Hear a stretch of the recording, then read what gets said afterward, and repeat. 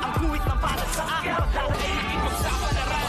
Sa mga katatan Ang pinagulat kaya naman check Saga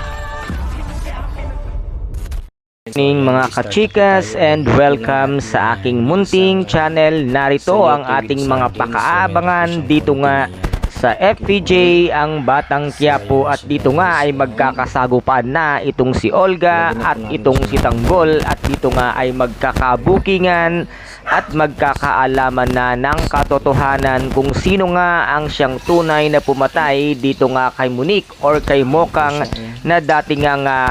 minamahal nitong si Tanggol at dito ay aaminin na nga nitong si Olga na siya nga ang siyang pumatay dito nga kay Olga. Ang si Olga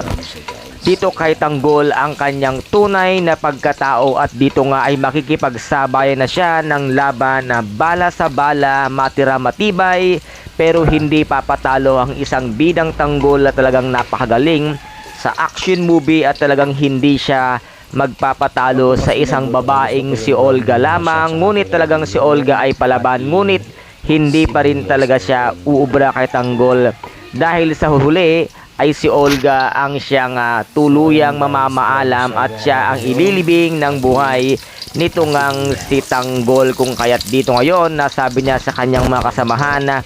na nanganganib ang buhay nga nitong si Aling Tinding at itong kanyang nanay Marites, kung kaya't agad-agad nga silang sumugod sa hospital na kung saan ay palabas na nga sana itong si Aling Tinding at si Marites, kung kaya't dito ay nakuha nga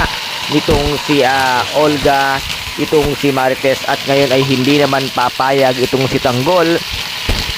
na ito ang kanyang nanay Marites ang siyang magdusa dahil ngayon alam na ang tunay niyang kalaban ay walang iba kung hindi nga itong si Olga at ngayon ay hindi rin alam ni Ramon kung ano ang kanyang gagawin dahil hindi pa niya alam kung sino talaga ang tunay niyang anak at ngayon ay lalabas na mismo sa bibig nitong ang si Olga ang tunay na ama at pagkatao nga nitong si Tanggol at ito nga nasasabihin na alam mo ba kung bakit kinamumuhian ka ng iyong tinuturing na amang si Rigor dahil hindi ikaw ang kanyang tunay na anak dahil nga ikaw ay putok sa buho at anak ka sa pagkakasala. Ang iyong ama ay si Ramon Montenegro na siyang ikinagulat nga ni Tanggol. Kaya guys, ito po ang ating pakaabangan sa mga susunod na episode dito nga sa FPJ ang Batang Quiapo. At kung nagustuhan po ninyo ang aking videos for today, paki-subscribe na lamang po ng aking channel, paki-like and share para maging update kayo sa lahat ng gagawin kong videos.